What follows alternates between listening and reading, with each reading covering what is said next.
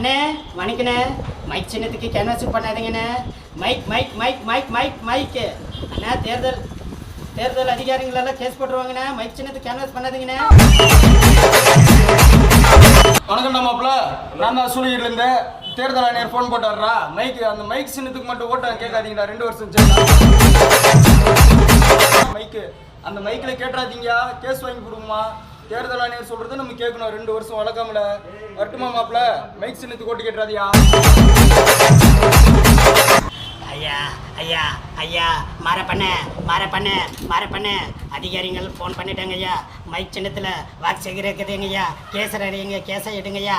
அண்ணே மாற பண்ண ஐயா மைக் மைக் மைக் மைக் மைக்கு ஓட்டு மட்டும் இது மட்டும் கேட்டுறாதீங்க, கேன்வாஸ் மட்டும் பண்ணிடாதீங்க. கேஸை எடுனா உண்மை